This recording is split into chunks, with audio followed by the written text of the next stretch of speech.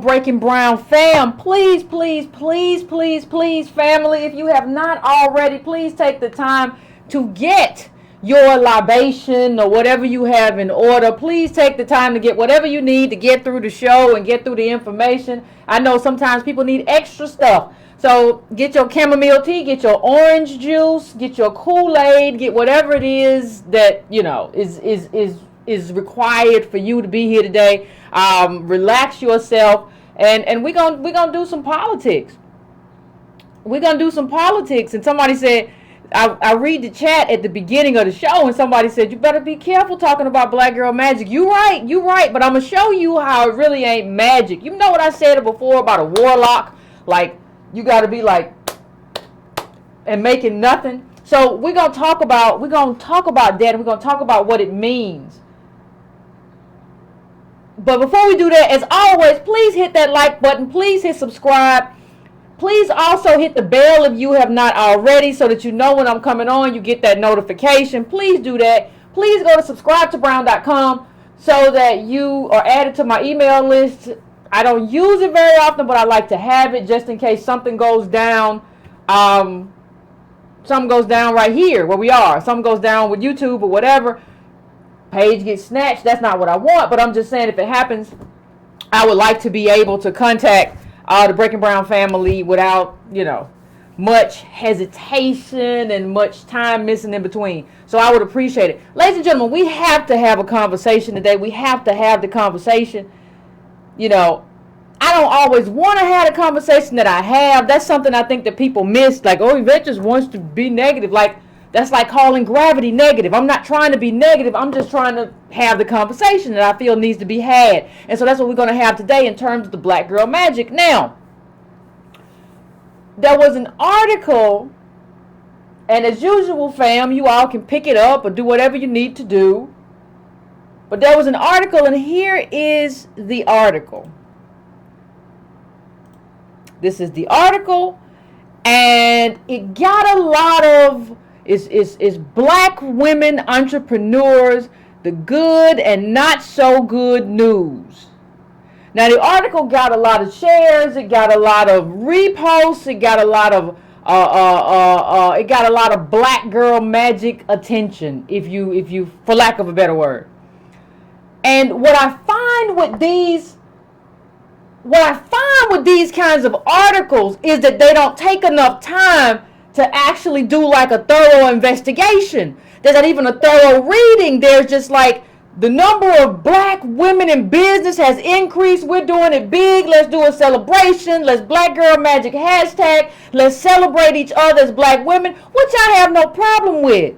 I have no problem with celebrating each other, just in general, but I need this to be based on something. So what I want to do, and what I think we need to do, it's not even about what I want. What we need to do, let's just take this thing. Let's just take it point by point. Is that okay? Like, let's just take this point by point. And this isn't negative. This is what you call analysis. Analysis is not negative. Analysis just is what it is. Right? Isn't that right, my DOS fam? Analysis is not positive. Analysis is not negative. Analysis is just is. So let's just take this point by point. Now, the first thing, before I even start off, and I didn't even make a screenshot of this because it's not necessary, but it started off with a quote. You know, you have to you have to jump off and build your wings on the way down or something like that. And it was attributed to the founder of LinkedIn. Well, the problem is, I remember that quote from college. It was like Ray Bradbury. So that's not who it was. And I used that quote to one of my professors at Howard, and he told me that's crazy. Like, you don't just build your wings on the way down. That's suicide. You better have your stuff figured out. You better have a plan. And this stupid stuff. And that's what I was told. So that's why that quote stands out to me in a very, very, very, very, very, very vivid way. And that's how I knew the quote was wrong. Just is what it is. So when we go down, we kind of want to get a sense of all the failures of the article to kind of make an assessment, because I don't know who kind of sloppily threw this together, but there was some serious points of contention if you want to assess whether or not this was black girl magic, these businesses that they're talking about, or whether this increase in like black female businesses that they're touting as a way to show that, like, oh, we're growing and we're doing business. So let's just start with the first one. This is a quote. Now, according to the 2018 State of Women-Owned Business Report commissioned by American Express, while the number of women-owned businesses grew an impressive 58% from 2007 to 2018, the number of firms owned by black women grew by a stunning 164%, nearly 3 times that rate. There are 2.4 million African American women-owned businesses in 2018, most owned by women 35 to 54. Black women are the only racial ethnic group, here it goes, black women are the only racial ethnic group with more business ownership than their male peers, according to the Federal Reserve. Now here's one of the problems. As we discuss this, ladies and gentlemen, here's one of the problems that I see very early on, before I even get to all the other stuff that we got to talk about. One of the things that you have to do when you read something like this, I need you to do, and I need you to do this, people. I need you to do this. You gotta read the byline.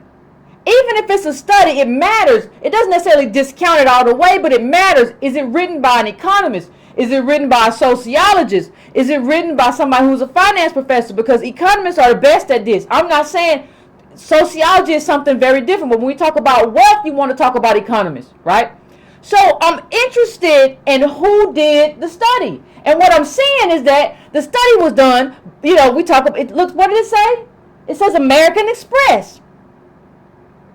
Okay, so when you read that byline and you see American Express or you hear American Express, one of the things that you should understand is that American Express has an interest in here. I don't like necessarily studies where people or the people who write the study or whatever have a vested interest in what they're studying. So you really want black women to believe they have a business so they can go in debt and get American Express business cards and all of that. So I'm already suspicious, family. I'm already suspicious. I'm already suspicious in the direction that they're going with the black girl magic. This is American Express. American Express has all kind of business options for you available to help grow and build your business. So I'm already suspicious. And so you see, let's go to the let's do what we do, fam. Let's go to the next quote. So we're talking about, understand, go back to the title. What does the title say? The title says Black Women Entrepreneurs, the good and not so good news. Black women entrepreneurs. Now we get to this other quote, family, and let's read this quote together and see if you catch what I call.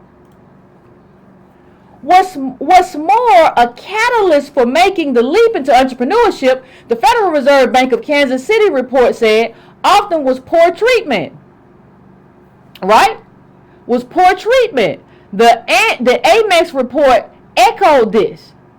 So black women are becoming business owners because of poor treatment. So let's back up 1 second. Let's back up. We're talking about black women. Let's back up to this quote. American Express found that the gap is widening between the average revenue for businesses owned by women of color and those owned by non-minority women. Before I go on, Breaking Brown family, what just happened? Can anybody tell me what just happened? Remember, we're talking about black women. We're talking about black women. And watch this switch. American Express found that the gap is widening between the average revenue for businesses owned by women of color and those owned by non-minority women. For women of color, average revenue dropped from $84,000 in 2007 to $66,000 in 2018, while non-minority businesses revenue rose from $181,000 to $212,000. And the gap between African American women-owned businesses average revenue and all women-owned businesses, Amex found. But see, what you did real slick is you added in women of color. How do we even get women of color? You can't have an article about black people and add in women of color to kind of mask black failure and then throw in a line about women of color at the very end. I mean, black women at the very end. So the whole thing is about women of color. Understand, that's the reason why I hate that term is not only because it masks so much. You can throw anybody in that. So if we're talking about women of color businesses, you can throw Asian people in there who have a connection in a homeland and beauty supply stores and restaurants and all of that. They can get thrown into that women of color category. They can get thrown in other stuff into that people of color category. This is a problem. So you shouldn't, the author never should have mixed the two up. You don't mix up two different data sets. Either we're talking about women of color or we're talking about black women. You have to decide before you write the article. So the article, first of all, is very sloppily written, and that's a problem. That's a problem, especially because you're kind of writing this like cheerleader article. It's a problem. It's a real problem.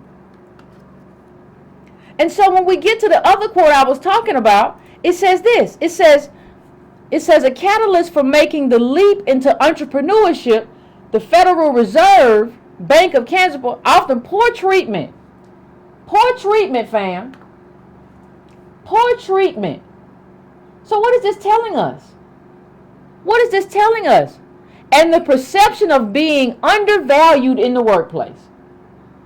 The Amex report echoed this, noting that high unemployment rates, long-term unemployment, and a much greater gender and racial pay gap have led women of color, here we go again, to start businesses at a higher rate out of necessity and the need to survive.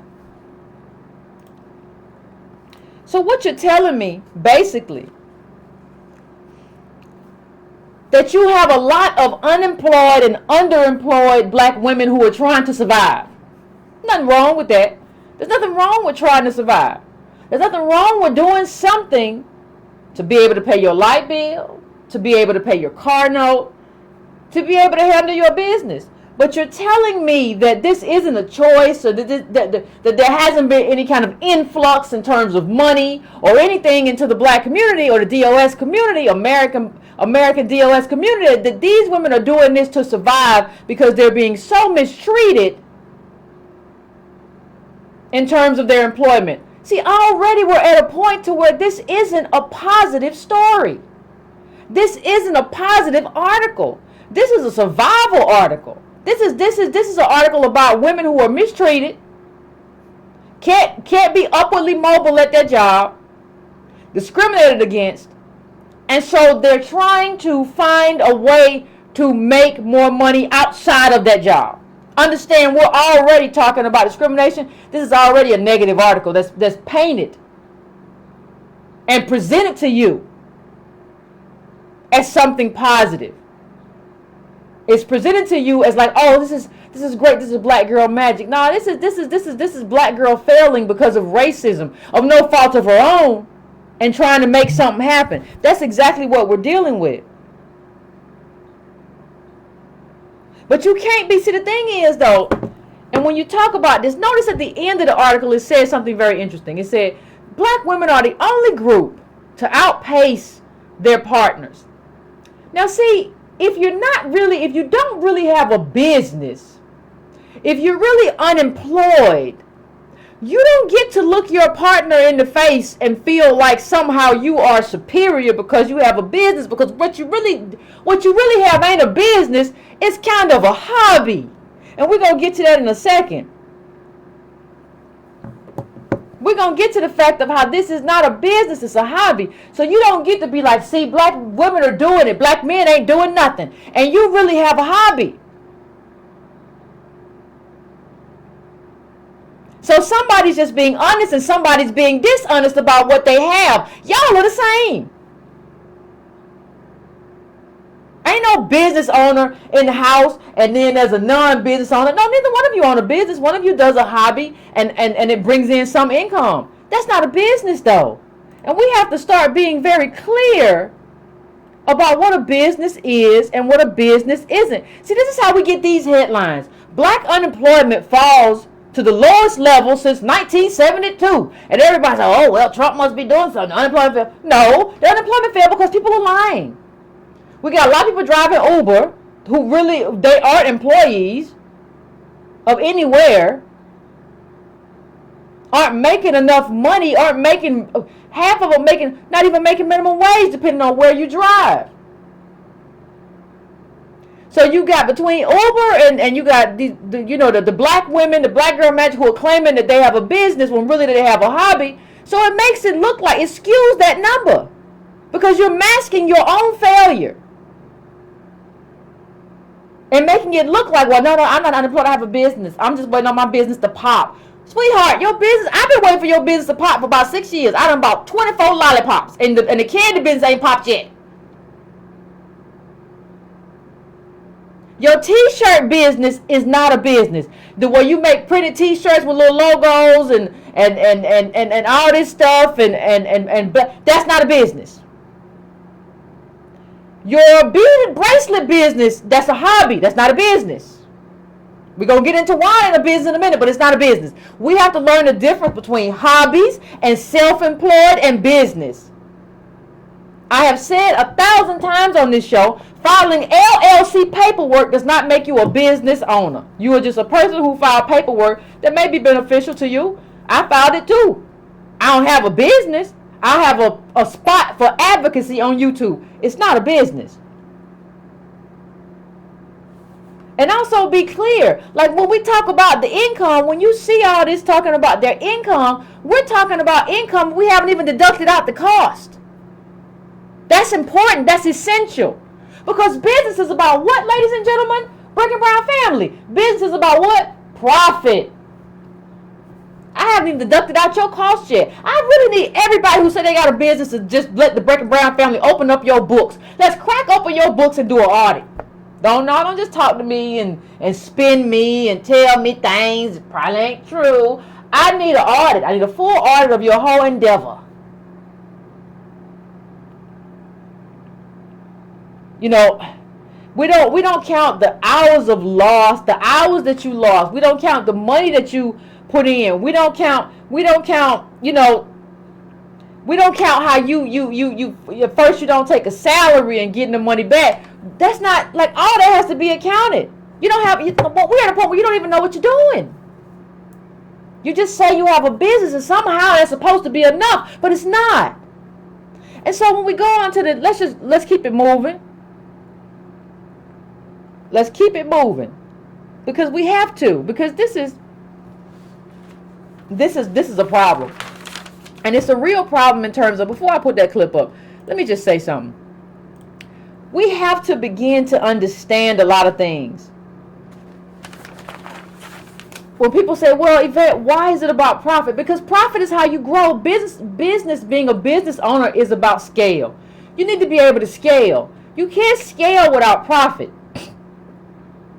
You can't scale. And then what else did we find out? For those of you who recall,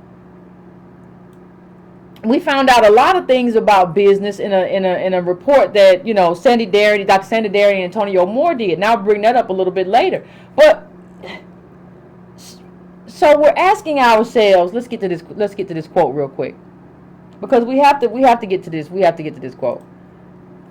This is also from the article. For many black women business owners, the teeny size of their firms is intentional, regardless of the dearth of capital available from lenders. That's partly because they've launched their businesses outside of financial necessity.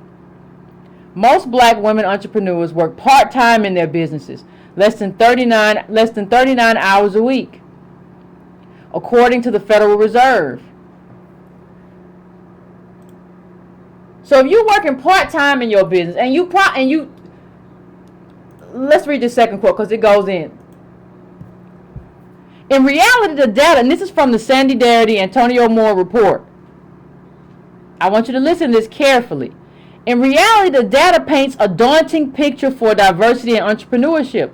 According to the U.S. Census Bureau's survey of business owners, which is conducted every 5 years, over 90% of Latino and black firms do not have even one employee other than the owners. The proportion of owner-only firms reaches close to 98% for the subgroup of black female-led businesses. When blacks do own a business, the return to that business is lower than that of whites and falls far short of closing the racial wealth gap. So I'm trying to figure out what you're doing, because this quote that I just showed is telling me that you work part-time and that you don't make much money. And so what that's telling me is that you have a side hustle. But what we have to understand, ladies and gentlemen, that a side hustle is not a business. A side hustle is actually a hobby. We should call it what it is. It's a hobby that you make money from that supplements your income. And I have no problem with it. Again, I have no problem with having a hobby, but we should call it a hobby that supplements your income. I don't care what you're doing to supplement your income. This that you're doing, it is a hobby. So you make $8,000 a year extra after you take, even if you take everything out and you take out the cost that you spent on the shirts and you tell t-shirts and you spent 15, but but when you wash it out, you made 10. That's a hobby. That's a hobby. 98% of black female businesses have no employees, just themselves. But you don't have to pay yourself. So you're counting the person who starts the business is so skewed. You don't have to pay yourself, right? And so you really don't have a business. You have a hustle that brings in something that helps you pay a car note. Fine. Understand that you don't have a business.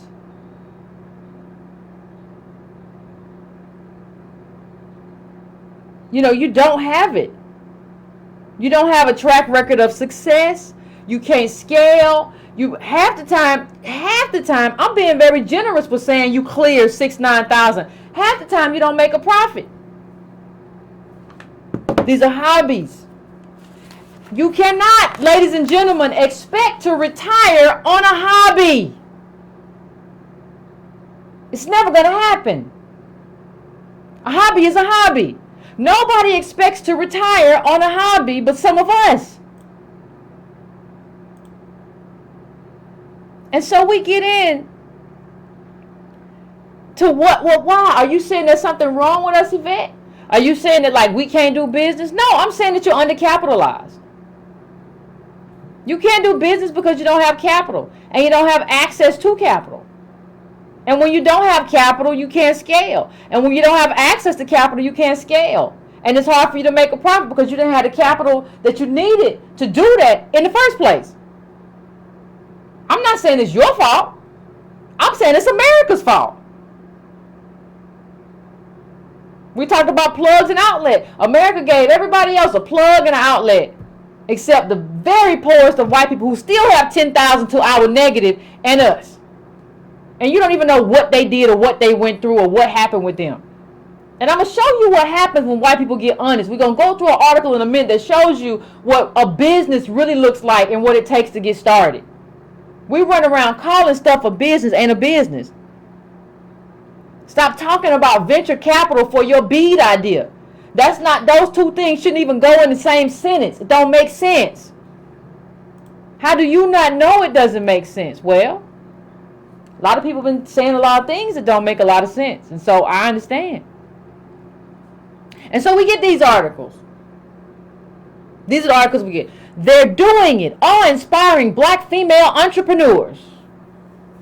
Okay. These are the kind of articles that we get. And so when you get curious, you go into the articles, you go into these articles and you see these people, and one of them kind of stuck out, this Tiffany Aliche. First of all, we got to ask who you, but then after we go there, founder and CEO of Budgetnista and the Live Richer Academy, child. The Live Richer Academy. The Live Richer Academy. Now, how would you fund this? This don't make no sense. She just talking about living richer and she gonna give advice. How you gonna get capital for an idea that don't make no sense? How you gonna get capital to make beads? Even if we were living in a meritocracy, it doesn't make sense. But let me go on and we're gonna talk about her because there's something that we have to understand. Because she's saying she's saying that she's a business owner, right? So, Breaking Brown family, tell me what your idea of business. When you see this woman say she's a business owner, and she's in this, this is like, I think it's either Inc. or Entrepreneur magazine. What do you think she's going to be doing? Show of hands, what do you think she's going to be doing? Okay, well, it says before I get to this is the quote I have. But what she said is that she was in debt and she had no money and she figured out she was going to do a business. It says she hadn't lost her know-how. I realized despite my situation, I knew the financial basics, how to budget and save, she says. I learned that from my parents. Y'all better leave that homespun old-timey wisdom alone. She used her know-how to manage her unemployment money and supplemented it by babysitting, tutoring, and other odd jobs. Before long, her friends also hit by the recession noticed her progress. Before long, I was coaching them. Then friends of friends. Then I started charging $50 and then $100. She's talking about like basically coaching people to be babysitters and stuff. That's not a business. If I'm being generous, and most of the time I don't, but if I'm being generous, I would say that you're self-employed. It is not a business for you to start teaching people how to budget their money. And you should babysit, and this is how you market your babysitting. That's not business. This is America, people. Like, this is the richest country in the world. And income inequality makes it worse because that means all the money they got and they stole, they keep it. That means that the money's going from the bottom to the top. That's what inequality means. Going around babysitting isn't a business. I bet you don't even, it's not even like you have a babysitting facility. You don't have daycare facilities. You got one here, and we have a network. No, you just go into people's house to watch their children. That ain't a business. Going to somebody's house to watch little Mike or Tom or Thomas or Timothy or whoever. That's not a business. Now, it might be beneficial for you to file LLC paperwork, but a business, dear, you do not have. And we have to start being clear on this. I'm sorry. We just get like, it's like I saw I saw a clip of like Issa Rae, I stopped watching it. I was just watching the show just so I could talk about it and give my take on it. But she was on like the sofa of an ex-boyfriend or something, and like somebody like that will be like, I just need to start a business. No, you don't start a business because that's not, no, you don't got a business idea. You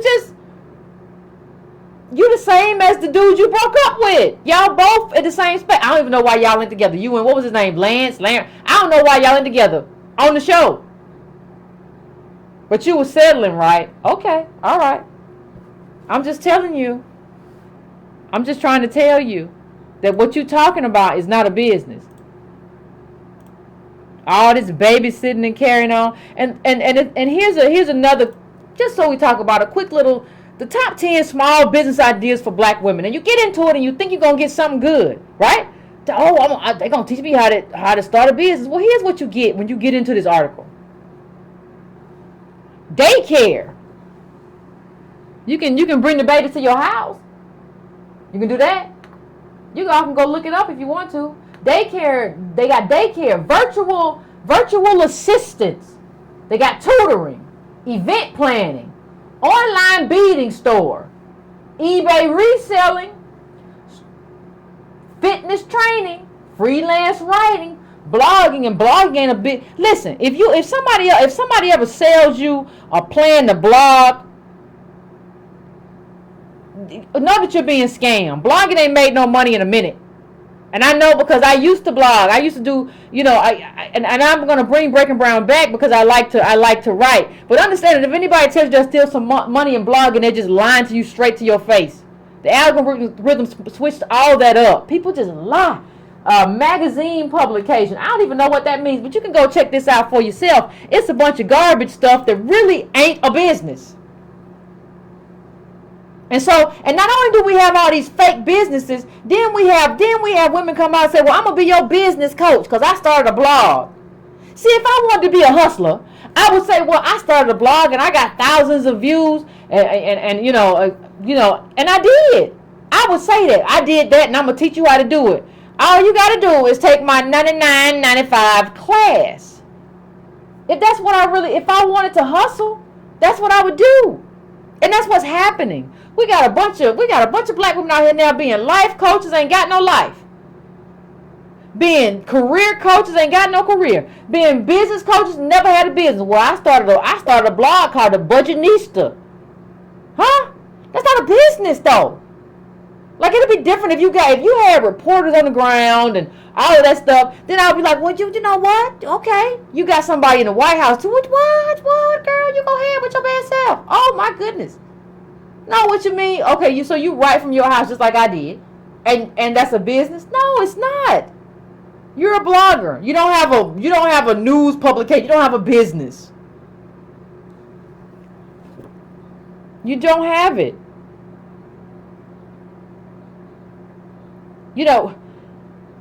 When you look at this, here are the common loan requirements you will find when applying for a business loan. Credit score, lenders, your personal credit report, age of your business, average revenue, annual revenue, personal debt to credit ratio, personal income, potential collateral. How do you intend to use your funds? Now, do any of those business ideas that I just mentioned allow you to qualify for what I just read off to you? So you're going to go in there and say, what, you a babysitter? You're going to go in there and say you make beads, and that's what you're going to do. And you're going to get this business capital. That's how you know that these aren't businesses. That's how you know these aren't businesses.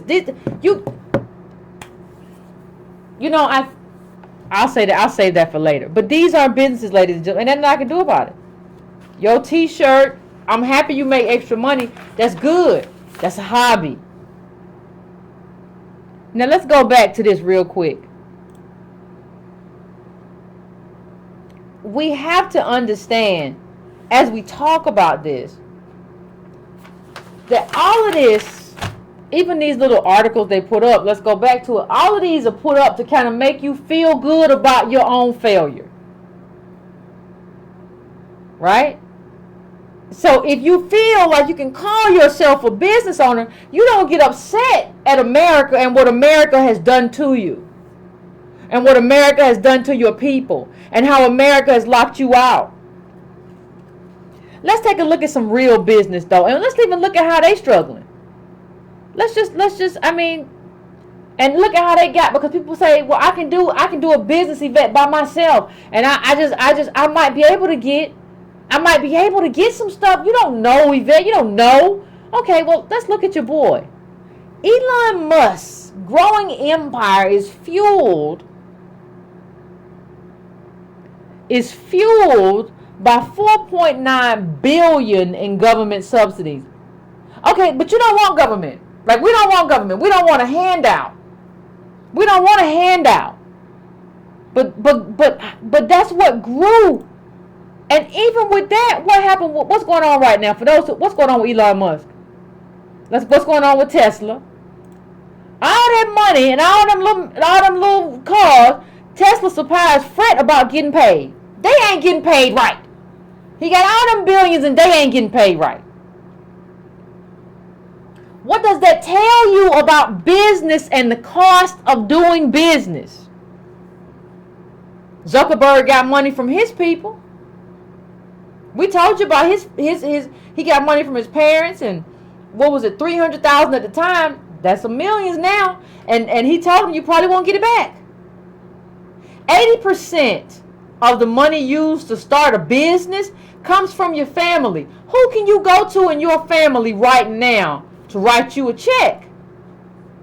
I'm not going to even say a lot right now. Who can write you a check for $75,000? Just go get it. And you can start your business. But then the capital has to keep coming in. Who can get it?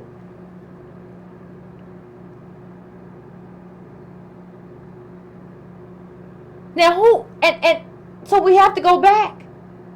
So we know what we know. Who published this nonsense in Forbes? Why? To create this idea that we're making it, right? And so we not only eat our own failure, we not only eat the failure, we publicize it, because we've been made to believe that our failure is success. So we left the job market, or we subsidize our job with a hobby that makes us extra income, and we feel that that's a business, and so and then we get laid off or whatever, and then we say we're going to make money by selling XYZ, and we feel that's a business, so nobody counts us as unemployed, so we don't even get to count ourselves as unemployed, and for people to see where we are in our predicament, it's a mask. So we apply our own mask to our own predicament. We are standing in the way of people seeing where we really are and what we're really going through. How is that positive? How is that a good thing? And you go back to Elon Musk. The figure compiled by the Times comprises a variety of government incentives, including grants, tax breaks, factory construction, discounted loans, environmental credits that Tesla can sell. It also includes tax credits and rebates to buyers of solar panels and electric cars.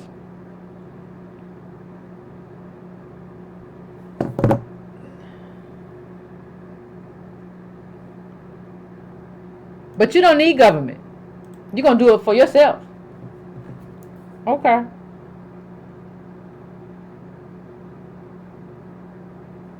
Somebody in the chat said something like, forget about a loan, just forget about a business loan, just use an equity loan. We've been trying to access real estate for a very long time, but black people live around black people, and we've been redlined to live around black people, and garbage is put into our communities. Everything from liquor stores to nuclear factories, Exxon plants, everything that makes our communities garbage. And so what happens is our communities, even if there was a great article in the AJC about homes in Georgia and DeKalb County that don't appreciate. So there's nothing to access. There's no equity to access.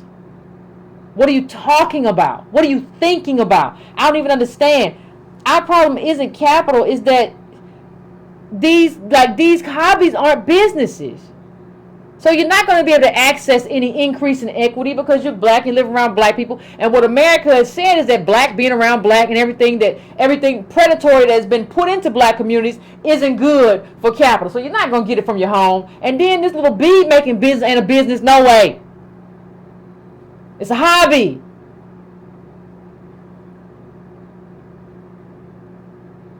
I know it's a hobby. I prefer to make my own little beads.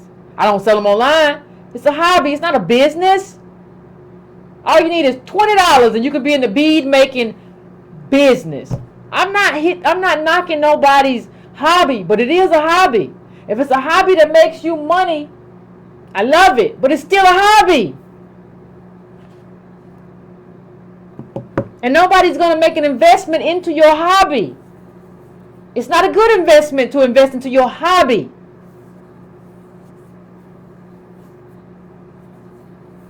I don't know.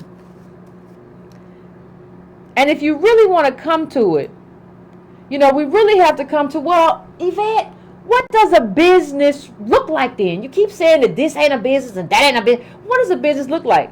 And how do people get a business? And what is the impediment for us? And so let's really turn a little bit of a corner here. There was a good article in Vox a while back. I look like a self-made millionaire, but I owe my success to privilege. Okay, that's interesting. Because y'all talking about, well, they do it. Because we see business people, especially white business people, well, they got 2 legs and 2 arms, and we all human. They ain't superheroes. If they can do it, I can do it. We can do it. I don't see how they know much smarter than me.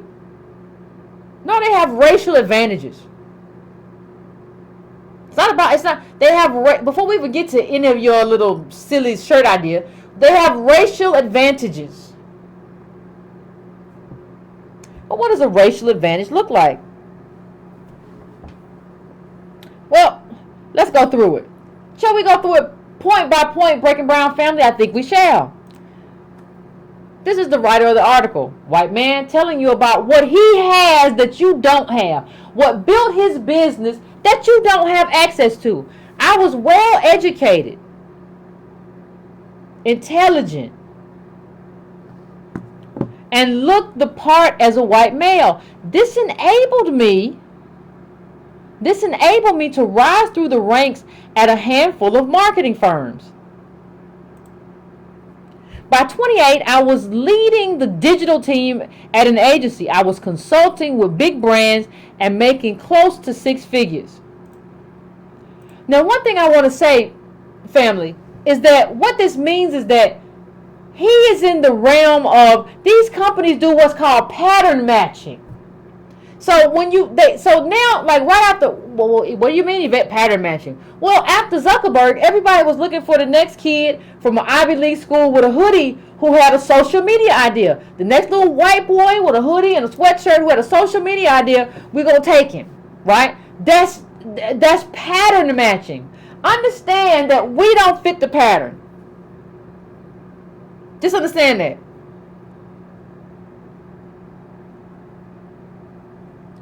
We don't fit the pattern. Now, let's go to the next one. How do they get the money? Well, it's interesting. All this stuff is very interesting. When these people start telling the truth, it gets very interesting. My grandfather ran a small business. What did your granddaddy do?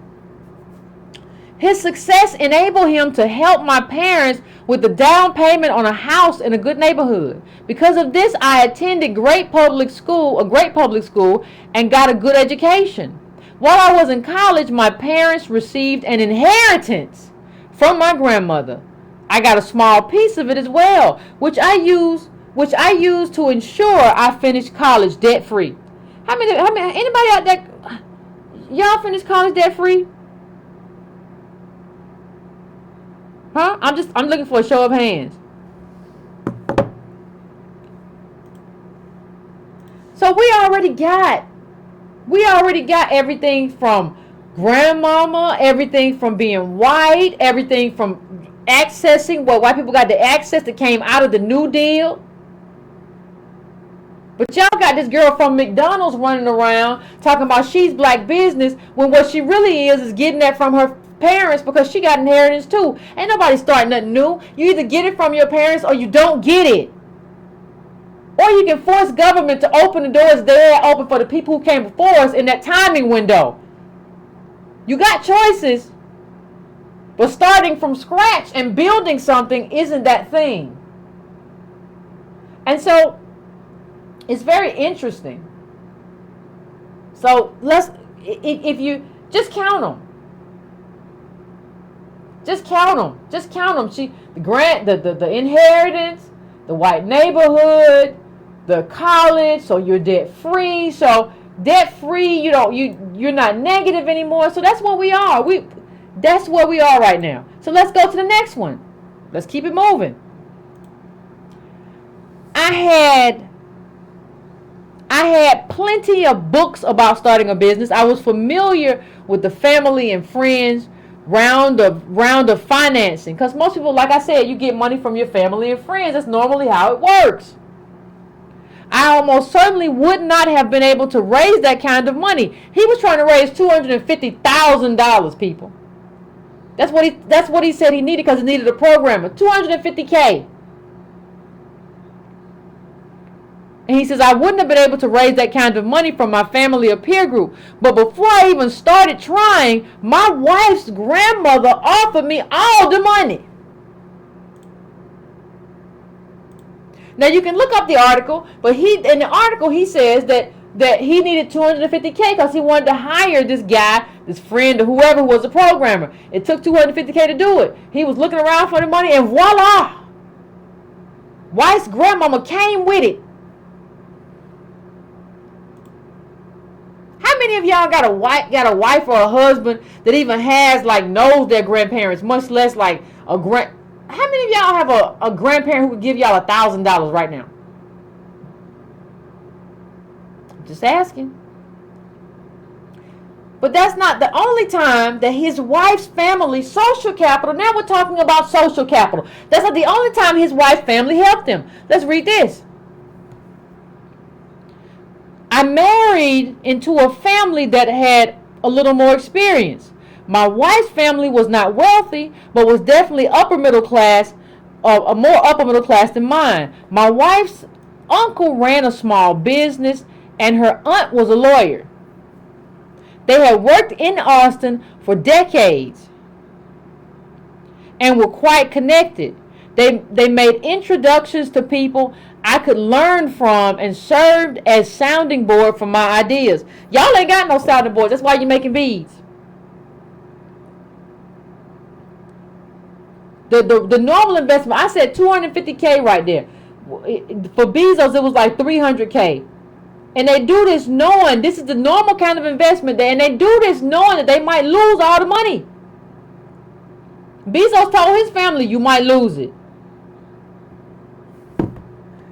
Not only do you come from a family, or we come from families that don't have it, but even if they have $300K, you don't know a DOS person, even if that has $300K, much less has $300K, and you tell them you're probably gonna lose it, and they still give it to you. And it's not because of anything that we did wrong. There was an era where a lot of people were made middle class and given the golden ring, and we built the ring and got none of the rewards. That's what it is. It's not an individual failure, and your aspiration is not gasoline. Your aspiration to aspire and be something better is not anything that will work in the engine of the American car. It just won't. I'm sorry to tell you that. Oh, I'm negative? Okay, well, we'll keep waiting on it. Grandma. So let's name it now. We got grandma with the inheritance. He already got inheritance. Remember, that was two. He got from his wife's grandma, and then when he already got some inheritance and made him graduate from college debt free, he said a little bit, but when white people say a little bit, they mean a lot in terms of our lot. And then you got help from your wife's friends who were connected. All kinds of stuff going on that we don't have access to. Now you want to compare your business where you sell t-shirts to this man, or you got a budget blog to this man who raised $250K because his grandma sold a piece of land that she had you don't know when she got that land. We don't have any rural land. You remember the report Antonio Moore did? We don't have any land. She had land. And it's not because, oh, what, Yvette, we could have had land. We should have just managed ourselves better. We should have just, no, the land got stole. And nobody ever gave it back. Ain't nobody, we should have nothing. No, the land is gone because you stole it. The country stole it and let people steal it and just rip it away from us. We didn't do nothing wrong. Stop blaming. Stop all this self-blame. It's ridiculous. And there are a number of ways that and you can read that article in The Nation. It was in one of the newsletters very early on. But come on, man. Like, I need people to start getting serious. And then the guy ends with this quote, and it's true. It's so true. He says this, something that we don't understand. It's unlikely I would have enjoyed those advantages if my family weren't white. Just 2 generations ago, mortgage and lending discrimination were much more widespread. It would have been significantly harder for my grandfather to start a business as a black man. I probably wouldn't have grown up in the same neighborhood with the same schools as a result. He knows more about you than you know about yourself. We got a lot of people running around here teaching classes don't know anything. His family gave him hundreds of thousands of dollars, gave him a school, gave him connections. There's no such thing as a self-made millionaire. Or it's very, very rare. But I want to see it. And you got to show me a lot of specifics.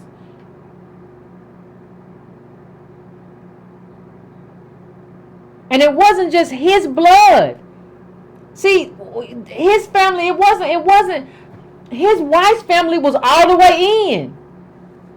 They had resources, money, social capital, and they were invested in him like a second son. They were all the way in. We be doing patchwork family. Well, I don't know. She married old boy from so and so. Well, I don't know. He married that girl from whatever. What kind of family is that? Ask yourself, do you really even have a family? Let's get back to the money in a minute. But do you even really have a family? Or do you have people that just tolerate one another? Are they invested in the success of you or your spouse? And are you even invested in the success of yourself and your spouse? Do you view you all as like together in this and y'all gonna build something? And you would let your mama give money to whoever you with? Is that a family? I don't know. Might be something else. Might be something you don't want to call it. And it's not just me. It's not just anybody. I mean, this was from courts as well. The studies just bear it out all the time. Entrepreneurs don't have a special gene for risk. They come from families with money. Money finds money. It just is what it is. And we want to act like it's not, but it is. And one thing I want people to stop saying as I come to the end here, stop saying that like, oh, I don't want a handout. You know, it was Nixon who said, we're going to give you with his hustle. Because he was hustling us and didn't want to give us what he knew we were owed. Low down, dirty dog. And so he said, we're going to give you a hand up and not a handout. So when you say that you don't want a handout, you're parroting a Republican president who used that verbiage to rob us of what we were owed. So understand when you say you don't want a handout, understand what that means. And understand that Elon Musk didn't say that and nobody else says that. Everybody goes to government and lobbies for what they want. Nobody says, I don't want anything from government. And wealth requires, listen, wealth is like anything else. It requires drivers. It requires institutional as well as you know, institutional as well as structural things to kind of push it forward. That's what you need. And so everything from the New Deal to the Homestead Act to putting us on the bottom so they didn't have to be on the bottom. All of those, everything to getting loans. Like when you talk about us, what do we talk about sometimes? How we don't even get SBA loans. Like black people get, what is it? 1% now of 1% under Obama of SBA loans. So you have to have structural and institutional mechanisms in place for you to get what you need to get. You just starting a little business out your house because you bought a class that said you can is just a very simpleton. Thank you, Clementine. I appreciate it. It's a very simpleton way to kind of think and trying to think about business. What you're really showing me though is that you don't understand business.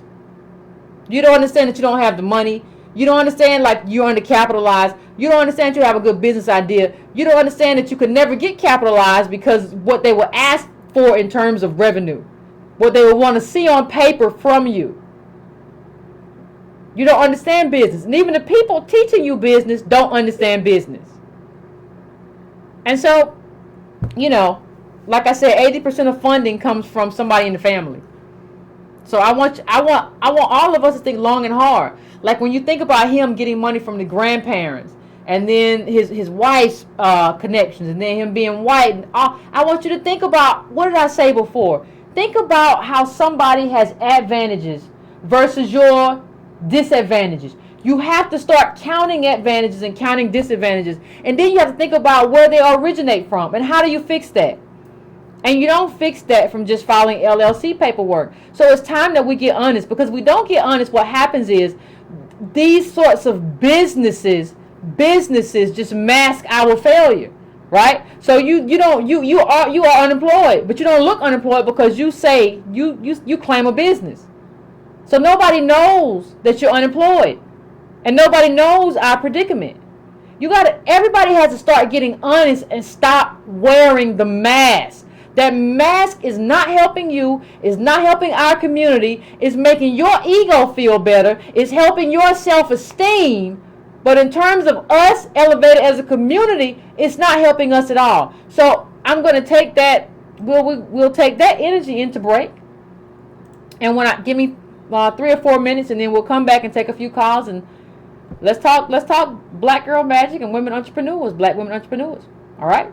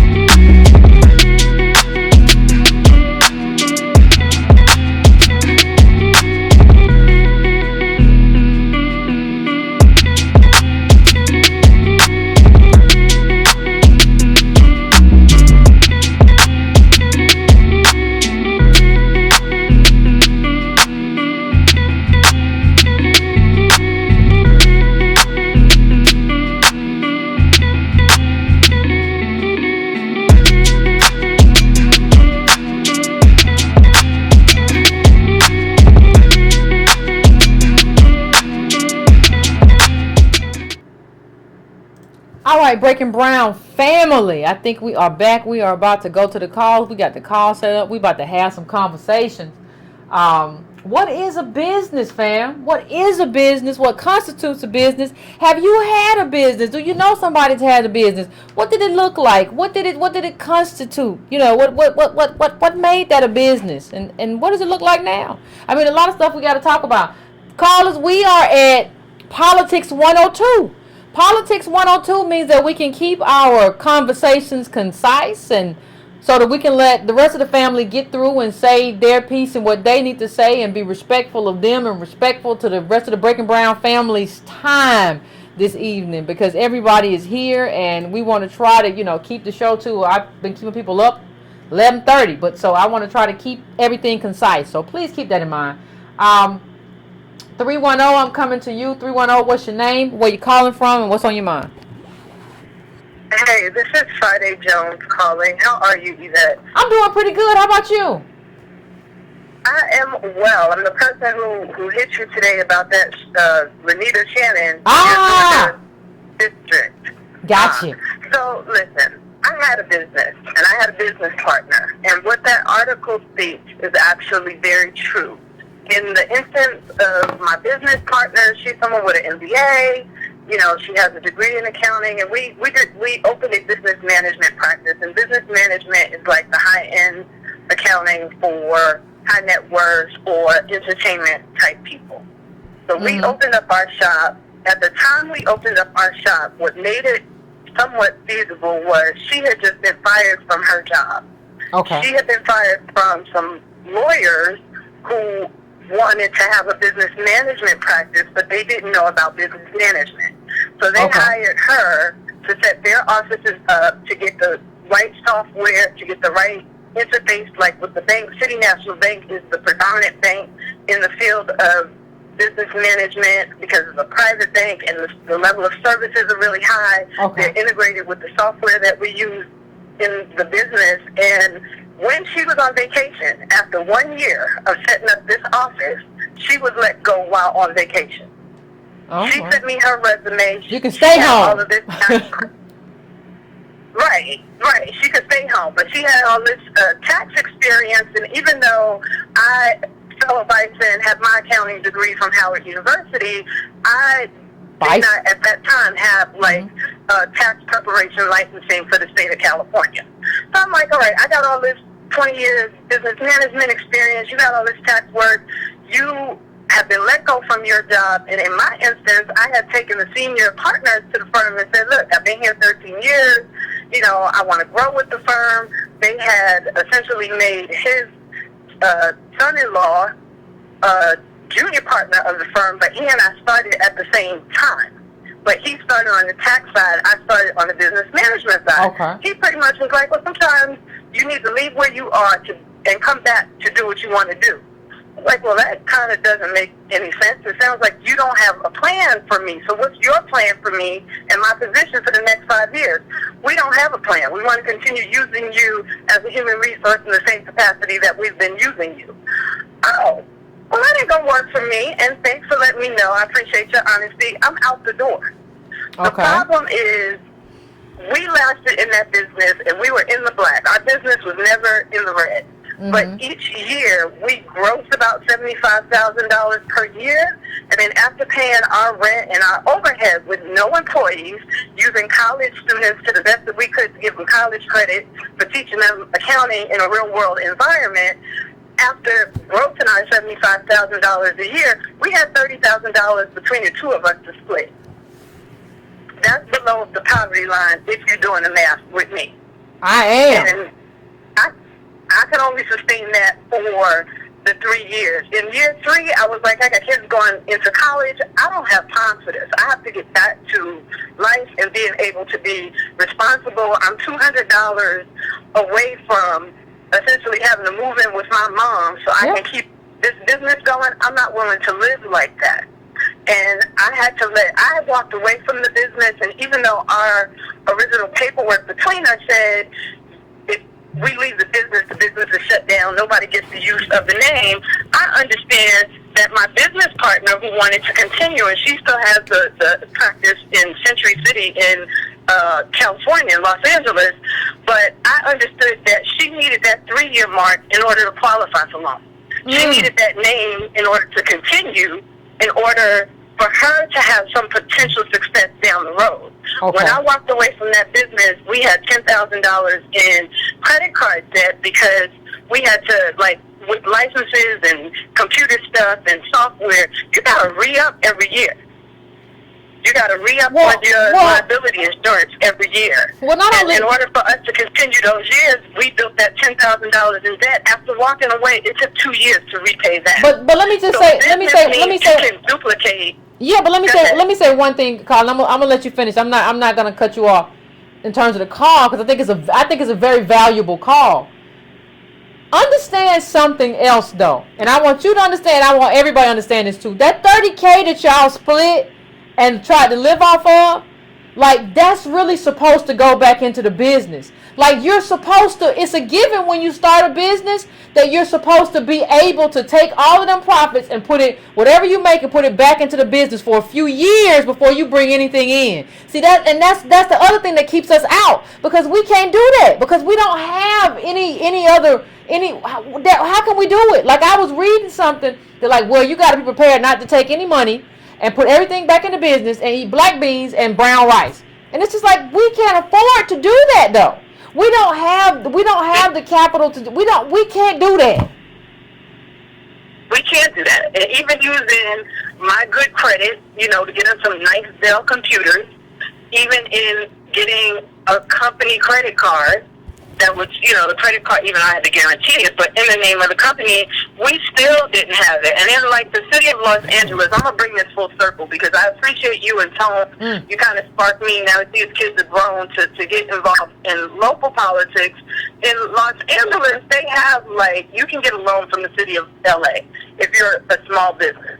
But the stipulation they put on the loan is, we'll give you $50,000, but you have to employ somebody, a salary. You have to guarantee a salary for one person for $35,000. Well, that means you are infusing only $15,000 into a small business, and that's nothing. Yeah, that's nothing. And so now I'm a budget advocate for the city of LA, and I've been assigned to the Workforce and Economic Development Department for the city of Los Angeles, but I'm in the process of meeting with them and seeing what their programs are. I'm looking at the demographics of the city, and then Los Angeles has, like, empowerment zones, which basically is South LA, the hood. If you don't have a loan that makes sense for an empowerment zone, if you don't have a loan that makes sense for the black community or the small black businesses that could be legitimate businesses in your empowerment zone, you're not making sense for the people here. You might be making sense for the people in the valley. You're not making sense for the people in South LA. Okay. At all. I don't know enough to know, but I hear you. Well, it's the thing in the hood. Anywhere you go, like, there's underrepresentation, and when I'm in a room, and what I'm finding is, when I'm in the room, I'm always going to push a black agenda, but I'm also going to push an American agenda, an agenda that sort of makes sense for all people. And in some of the conversations I have, they're not prepared for me, because the areas have been underrepresented for so long that it's only been the councilman doing whatever the councilman's agenda is. Okay. The councilman's agenda is running for mayor. That's their agenda. That has nothing to do with the people that live where they are supposed to be providing leadership and resources from the city. Bad black politics. Bad black politics is what you're talking about. Exactly. Yeah.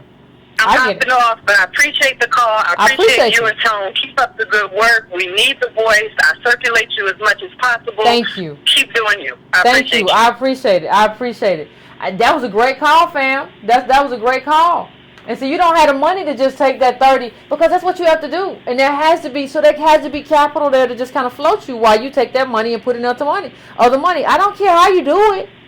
I don't care whether you have some other venture capital. I don't care whether you existing on your wife's or your husband's money. I don't care how it happens, but you're not supposed to even be able to touch the money. So how do you not touch the money? And then with business, like, you need to be able to fail and start over. You need to be able. How many business people do we know who who did what she did or something like that, and they failed, like white people who failed and they start over and failed and start over and failed and start over until they got it right. We can't fail. How do you, because failing is learning. So how do you not be able to learn? How do you have a business and like the environment as it was created intentionally against you doesn't allow you the money, space, capital to be able to learn and pick yourself up and do it again? How? So I'm going to I'm going to 310 now. 310, what's going on? What up, man? Shout out to that young lady for calling in and giving us that story. You know, just everybody, we're going to be at the Angela Project on Friday speaking with Jesse Jackson.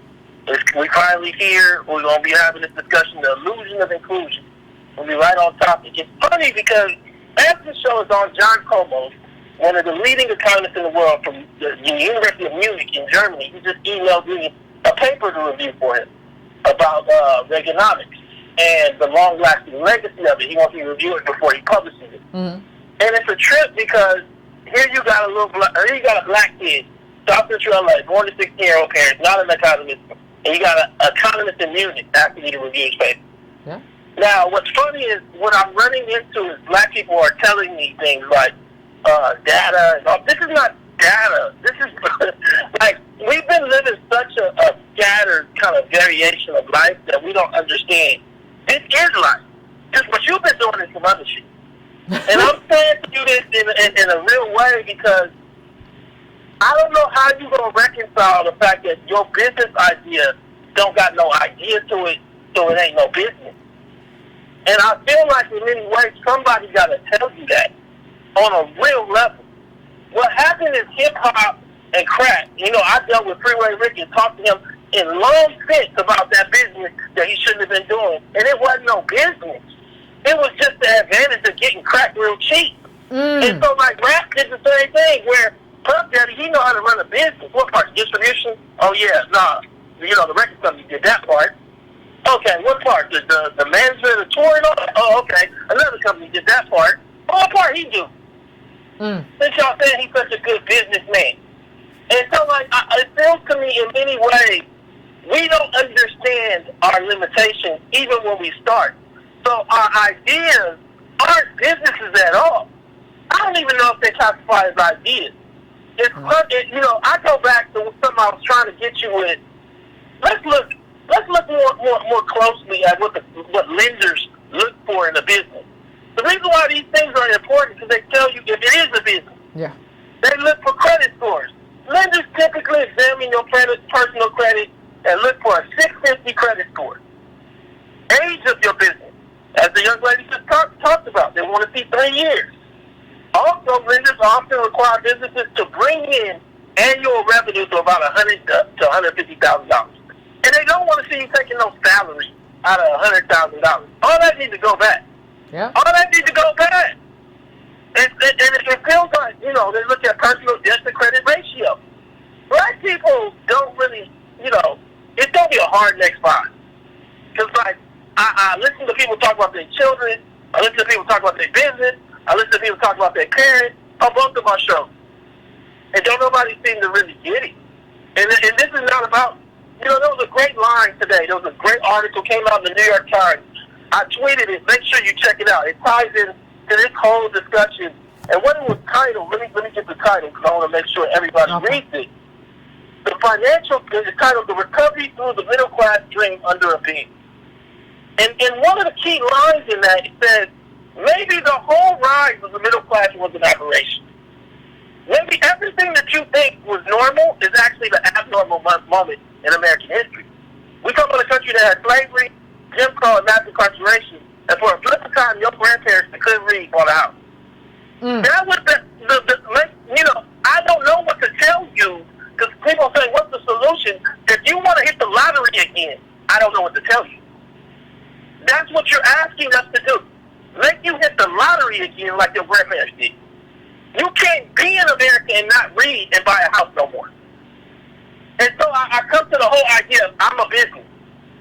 Well, making beans or selling bikinis with crystals on it or whatever else, the fitness goes with the Herbalife, the Uber businesses, I telling you right now, these are not businesses. They're just ways to escape race and your lack of. I would like to see black people do better. But better might be relative to the reality of what your yesterday was, not what your tomorrow dreams to be. Let me say that again, and I'm going to leave on that. Better is not based on what your dream of tomorrow is. It's based on what your yesterday actually was. So tell me about your yesterday. Oh, yesterday was real messed up. Tell me about the dreams of your tomorrow. I don't want to hear about them. Because you're not understanding that in the last decade, these are the economists I'm dealing with. Whether it be Garrity at Duke, whether it be John Colos at the University of Munich, whether it be Colin Shapiro at the Brandeis University, this is my circle. And I'm telling you, your tomorrow don't look good right now. Black Girl Magic, I'm out. How you leave out with the hashtag, Tom? That ain't right. Yeah, I think, listen, he said that, like, we're out here selling, like, I saw a business a few months ago, and it was like somebody bedazzles Jordans. Like, they'll take your tennis shoes and add glitter, and they really think that that's a business. I don't know what to do with that. That's a hobby. And we don't really understand, like, what Tone just said about how whether or not you can do that really depends on what you're anchored in. Your yesterday. What is your yesterday anchored in? Because that thing that you're anchored in is going to be able to tell. That's what determines whether or not you can go 5 years without getting money. Because you already got money because your people were anchored in money. Or anchored in something that brought them money. Or anchored in something that allowed them to get land or good houses or equity or whatever. They were anchored in advantage. That's just the best way to put it. They were anchored in advantage and you were anchored in disadvantage. All of us were. And so we never really wanted to ask this country, what are you going to do about it? We just think we're going to escape hatch ourselves out of it. That's not how it works. So I'm going to go to the next call. The next call I'm going to is 312. 312, what's your name? Where you calling from? What's on your mind? Hey, boy, you said so much tonight. It was, I don't even know where to begin.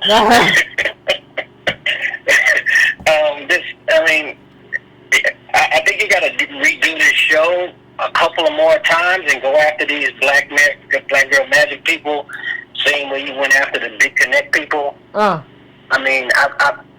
This idea is something that I'm actually dealing with one of the ladies I'm mentoring, trying to help her get a business off the ground, and I keep having to undo these bad ideas. And I'm just like, this is insane. I don't know where I don't know where to get these ideas from. You know, and your previous caller said she's not willing to live like that. That is not a word. That is not a phrase an entrepreneur can say. You're not willing to live like that.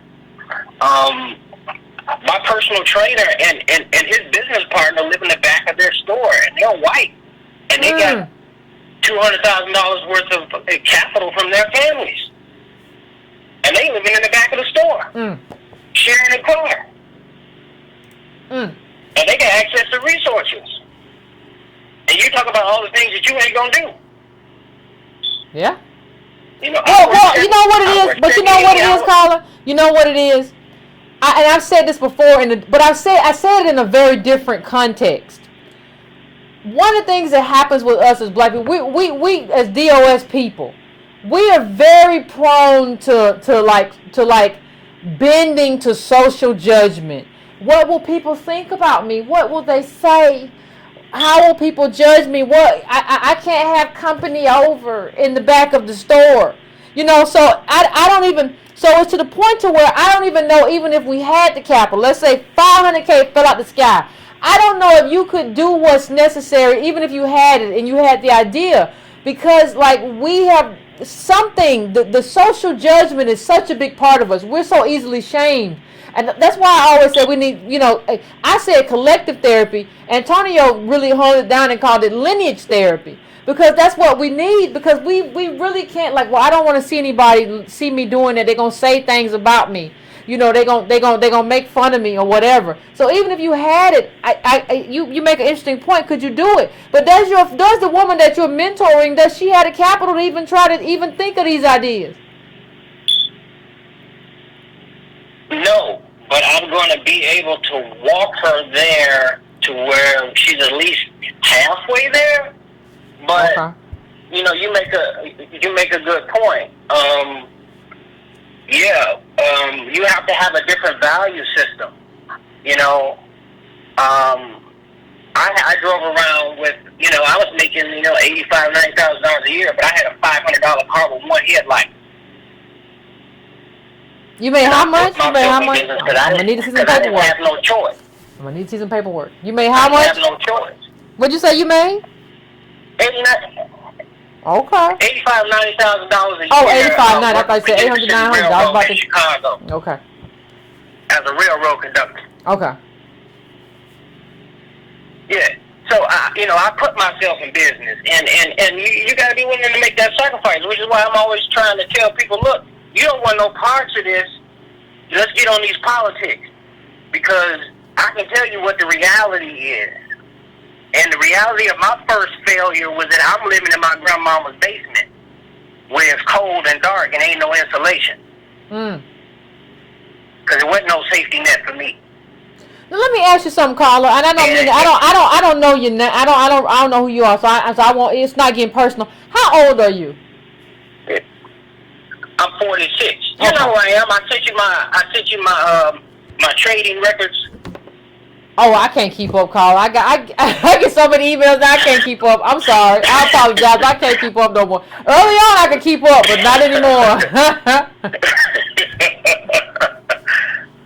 No, I'm 46. Okay.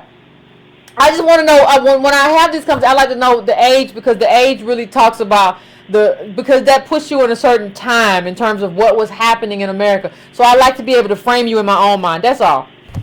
But I'll let you finish. I'm sorry. Yeah. So I guess we're tied off with that. I mean,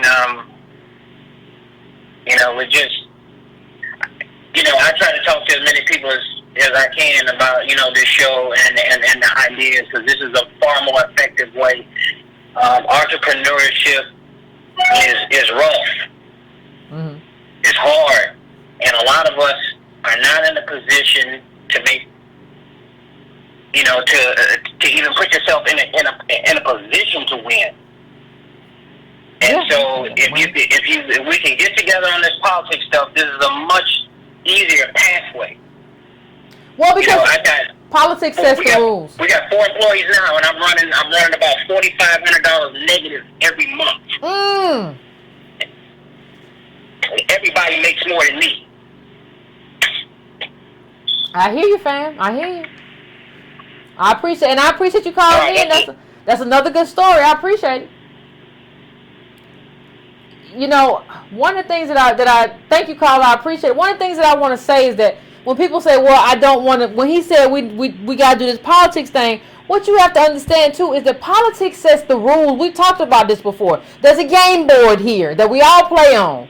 And so politics is like the people who built Monopoly. They built how you play. Now they built it to where you do the dice and you do your thing. But you can also build a game where, like, based on the rules, whiteness and how they define whiteness is advantage, and blackness in terms of DOS blackness and coming from slaves is disadvantage. And that's the game that was built. Now, how you change the game is on Capitol Hill. That's who writes the rules. So for you to say, I know the game is rigged against me, I know the rules of the game disadvantage me, but I don't want to challenge the people who wrote the rules to the game, it doesn't make any sense to me. That's the thing that never makes any sense to me when people talk about politics. If you know the game is rigged, and you know they wrote the rules and they can rewrite the rules to advantage you, why wouldn't you go and do that? It never makes sense. That's that part. But yeah, I appreciate the call. He's running in the debt. He's running $4,500 in debt every month now. Like, that's what it looks like. So I'm going to 314 now. 314. What is your name? Where you calling from? What's on your mind? You there, 314? Hello? 314, are you there? Yeah, I'm here. Can you hear me? I can hear you just fine. Okay, so yeah, you're 100%, you're 150% spot on. I talk like you all the time to black folks, and they tell me I'm negative as well. But what we don't understand and why we don't want to do politics to have an economic structure is because we don't understand how much white folks benefited from politics, and they still ask for free money. So, for example, there's that book that you mentioned when affirmative action was white. Yeah. The Homestead Act. Great book. The Dawes Roll, where white people played as Indians and got free land from the government. The New Deal, which gave land and resources to white people, and like you just said, determined that they would be winners, and blacks, the descendants of slaves, will be losers and excluded.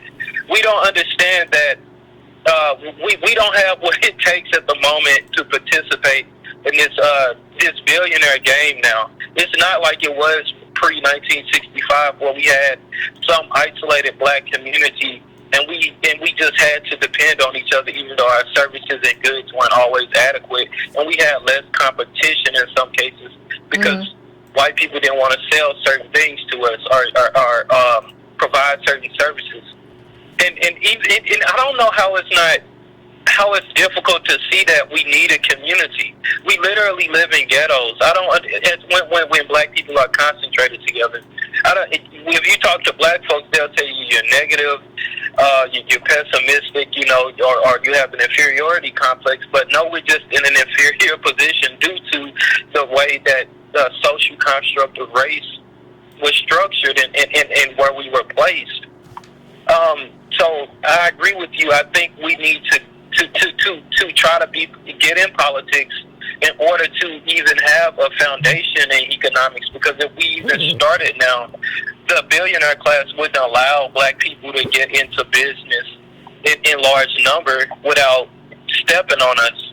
And that's all I wanted to say. No, thank you, caller. I appreciate it. And one of the things that you see how Trump helped the recent the farmers who were affected by the trade war, whatever you want to call it, what's going on with China and overseas. Like you step in and you help people. That's what government does. But when it's time to step in and help us, it's not only like government that's saying no, it's us saying no, I don't want a handout. That's what government does. They set the rules, they soften the blow if something happens, and you don't hear those farmers saying, I don't want a handout, Trump, I'm not going to take it. Of course they're going to take it. Of course they're going to take it. That's what government does. That's what government sets these rules. The U.S. government pays $25 billion in cash annually to farmers. $25 billion to farmers and owners of farmland. And let me add to that. You remember the lawsuit against the Department of Agriculture that they were discriminating against black farmers. That's how we lost all of our black farmers, because you gave the white farmers a hand up because you were giving them subsidies and you weren't giving loans and subsidies or anything to black farmers. So you're going to tell me the government did that and locked us out, but government doesn't have to do anything to bring us back in? Anybody who tells you that is a lost person. There's nothing you can do to help somebody who says that or who views that as a handout. You stole from me. Like if you stole from me, I not only get the money back. Like if you stole $1 million from me, I not only get the money back, I get the interest and everything you did on it. And anybody who can't see enough to see that that's not a handout, that you're a thief, and like there are consequences, I don't understand. But the book that the gentleman was referring to was When Affirmative Action Was White. If you want to, like, people always ask about a Breaking Brown reading club or whatever, like this is where I would start. Like if you want to just get your framework right, just start here. There's a lot of other books that we're going to get to and we're going to mention, and we're probably going to do some other stuff with, but just start right here. This is your beginning space. Start with this book and you can move on to some other stuff, but start right here. And it'll totally orient you in terms of the kind of conversations that we're trying to have right now. I'm going to go to the next caller. I'm going to 347. What's your name? Where you calling from? What's on your mind? Hey, Yvette, what's up? What's going on? How you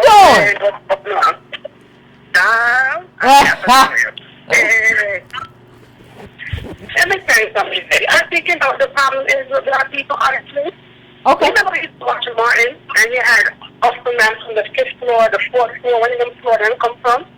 Okay. And he always trying to sell you some kind of something for a little bit of money. Yeah, they do. But you would buy it because whatever he's selling, you need it. He's selling it to you for $2 or $5. You may get 1 or 2 use out of it, but you get your money worth. Somewhere along the line, black people change their name from hustle man to entrepreneur, self-employed, black girl magic. Because that's exactly what they're doing. And when they change your name, they change their price. Once upon a time, you could have bought somebody else's sister making some earrings. We can buy a couple of earrings for $1. No, the same earrings are $5 and $10. You don't have no confidence. Who's going to buy your earring for $5 and $10? But me can't go up and shop at Macy's and collect some earring on sale for $1 or $2. Why would I buy yours for $5 when I get how much I make for the same $5? There's no financial concept. And then you want to sell at such a price and they say black people don't support your business. That's not a business. I don't want you to come to me and tell me that you're going to sell me a handbag that you made in your house for $65. Well, me can't take $65. You go up at the Macy's with no credit card, going to get 10%, and my coupon's going to get more percentage and get all $2 for the price of $65. I mean, what's happening? You have to have a good comment system. You have to do your thing. Yeah, but you know what it is too? It's not even white. Like, I don't think people understand, like, cheap Chinese goods, like, have undercut, like, part of what globalization means is that, like, you know, because the reason it was so cheap, because these people were making cheap stuff, and it was just white people with expensive stuff, or our American goods versus that. And now, like, no, it's the influx of Indian and cheap Chinese goods and all of that. You can't compete with that, making nothing in your house. You don't have a business. Exactly. So you're not getting the prices that they're getting. So you have to sell it at a price you can probably break even. But I can't afford to help you break even because I have my bills I have to pay. So I can't buy your handbag for $65, $150 because it's handmade with genuine leather. I'm so sorry, sis. But you know what it is. I cannot afford it. Carla, but Carla, let me tell you what it is. And then they want to be black business, don't want to be black business. Black business want to be black business and black charity, right? So, like, if you're working with a black business, let me tell you what it is. If you work for a black business, when it's time for them to pay you, they want to talk about how we all brothers and sisters and we got to stick together. But when they want you to do something for them, then we're a business. So, wait a minute. Are we brothers and sisters, or is this a charity, or what you trying to do? Because it don't sound like a business. But then when you need my money, you want to talk about charity and we all sisters and brothers. You got a real murky thing going on. But then when I need something from you as a business, is that when I need something from you as a brother or whatever, then, oh, you know, sister, we running a business. It's all very confused, Carla. Yeah, it is. It's a lot. And, you know, we like, when people say you want to be at the next Black Uber, you have no idea. I have no idea of finance, right? No idea. No. And Uber will go to her if they want to pitch their idea. That's how she takes care of those big type of contracts at the bank. And you know what she said to me? If black people truly understand, like even HBCUs, how indebted they are to the bank, that any given moment the bank can actually pull the loan because they are backed up in the arrears with interest. And with this move, divorces do education, you're going to start probably seeing them, the bank divorcing and making them close out the school because they have no money. They have no money. And there's a lot to opening up a business that we have no clue about. You have to have X amount of credit score, X amount of collateral. They got to know that your business idea, how you break it down the business idea, how you trying to get this money. Because if your business fails, they need a guarantee that they're going to collect back their money. They want to know what your parents did, what your grandparents did. They want to know all of that, because when you went to school at, all of that they know before they give you this loan, because they have to insure. Because when they sign off on it, they have to ensure that the bank some way, somehow, can get back that money through collateral. We don't got no collateral. No, got no. How you going to be the next Uber? How you going to be the next Uber? You're not. You just driving a car. You just driving a car, picking up somebody's kids. You ain't no next Uber. Like, I don't even... That's crazy. I don't even know how this stuff gets pressed. But I want to thank you, caller, but you're right. I want to thank you for calling in. I'm going to try to get to the next caller, but you're right. I mean, there's no way. Like, it's undercutted. It's undercutted to the level. They're like, what are you going to do? You can't undercut, like, these sweatshops. That's what they are. These are sweatshops. You can't undercut an Indian. Like, what happened with the Indian sweatshop? They locked the people in, and some of them burn to death or whatever. Ain't nothing you can do in your house that's gonna be able to be cheaper than somewhere in India where they locking people in a factory. It's not gonna happen. Or in China, wasn't it China where somebody put a little note in there like, please help me? Or they give them 2-minute breaks and then they gotta go and they sleep next to their sewing machines or whatever. You can't undercut that. So what are you gonna do? You gonna start sweatshopping in your house? All right. Well, let me know how it goes. I'm going to 706 now. 706, what's your name? Where you calling from? What's on your mind?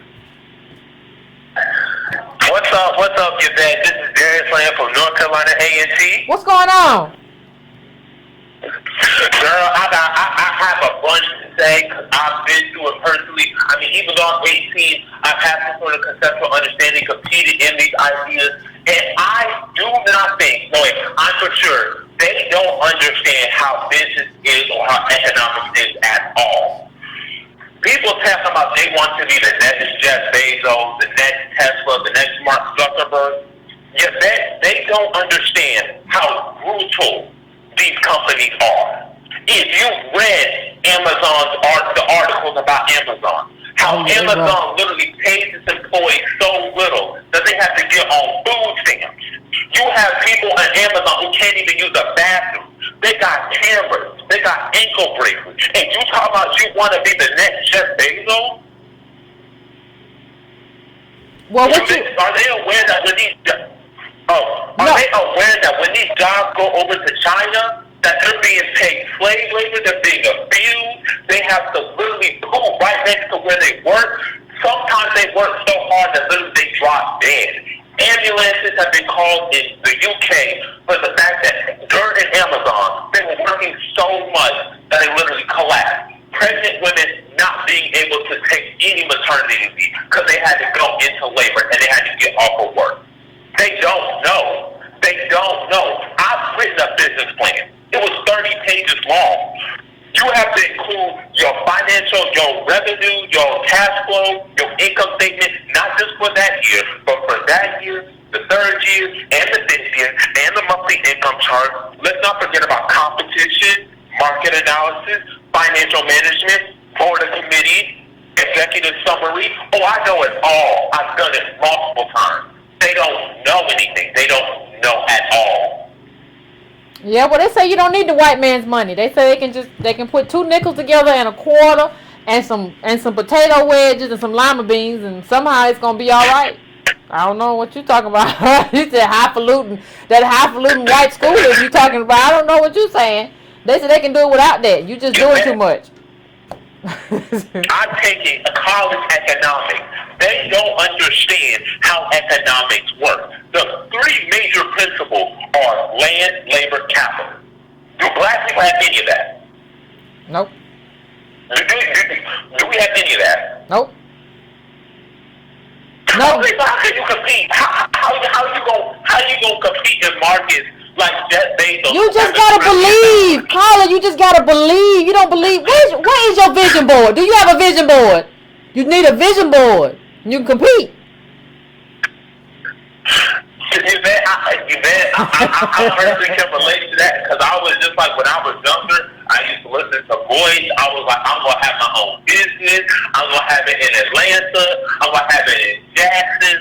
Not understanding that we're not our own country. We have our own land. We have our own currency. We have our own trading partner. Like, forget all that. I was just like, man, you know what, man? As long as I got black people, I can take over. Man, I could become the next millionaire. Not understanding income, not understanding the difference between income and wealth, intergenerational income elasticity. But they don't know this stuff. They ain't ready for this shit, man. And I'm going to leave on one final comment before I get off the phone because I want other people to get on the line. When they tell you that, oh, you're being negative, what they don't understand is to be a better person, you have to know what's wrong. You have to know. Okay, let me ask you this, Yvette. Does LeBron James go and say, well, I can score the ball, I can do this, I can rebound? No, LeBron looks at his film and says, what did I do wrong? What's going on? What's the circumstances? what needs to be done. That's how you become great. That's how you get to that level. Just staying focused on the positive is detrimental, because those weaknesses that you have not worked on, people will exploit you, and you're gonna be nothing like cockroaches being stoned.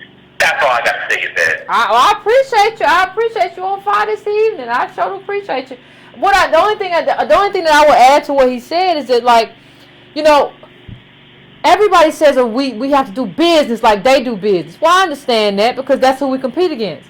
But at the point to which you have a black business that is exploiting in the same way as white capital exploits, is it really a black business? I mean, in the sense of, how does it really benefit the community if you're just exploiting your people the same way that another capitalist, a white capitalist who came into your community, would exploit your community? At that point, what is the benefit of it being a black business? If they both just do the same kind of exploitation, there's no affinity. It's just business. What is the benefit? Like, these are just questions that we're unwilling to, like, really ask ourselves. So I'm going to take a couple more calls. I'm going to 321. What's your name? Where you calling from? What's on your mind? Hey, Yvette, this is Dion from Orlando. What's going on? I just was going to kind of mimic the last thing that you just said, that in order to do black business, you have to be cutthroat. And a lot of us are not built to be cutthroat in the way that you have to be built in order to run a business. Because we always want to try to help other people out and give people discounts. That's not business. Business is maximizing profit. And a lot of us, we don't have the capital to start the business, and then two, we don't have what it takes when we do have a business to keep our business in business, because we're not cutthroat like the white capital that comes into our communities, because they don't give a damn about nothing. It's all about the profit for them. So we have to really understand what we're saying when we say we want to start businesses, because, like, when you go to your job don't give a damn with whether you eat, whether your kids eat. They don't care about whether you have insurance, if you can use insurance. They don't care about any of that stuff. All they care about is the bottom line and maximizing profit for the shareholders. And if you're not in business that way, then how are you a good black business for the community? And that's all I have to say. I agree. I thank you, caller. And one of the things that I would say to that caller, actually, also in addition to what I already said, is that, listen, we can't even, like black people aren't even vicious enough to declare ourselves DOS, descendants of slaves. We're American Black DOS. We're like, no, well, we got to be people of color and everybody, and that's my sister and that's my brother. We're not even willing to do that. So how do you think you vicious? You can't even like say, this is me and this is you. We're not the same people. We're not the same group. If you can't even do that, like, how do you consider yourselves like, but you finna go fight white capital? You finna, okay, just David and Goliath stuff you got going on. I don't understand. You know, there's no way for us to be, and it's not even beneficial for us to be cutthroat. We have to talk communally and to talk about co-ops. You know,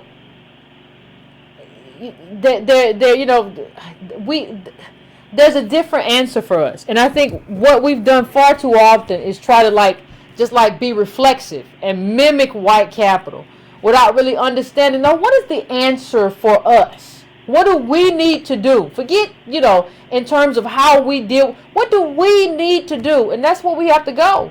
And so I'm going to 813. What's your name? Where you calling from? What's on your mind? Hey, Yvette, this is Mama D in Florida. How you doing? What's going on? I'm doing pretty good. How about you? Good. I'm so glad that you got on this subject about black girl magic, because I cringe every time I hear that black girl magic. There's no such thing as magic in the first place. Oh, well. You gotta work, and you gotta work hard. There's no magic to it. Okay.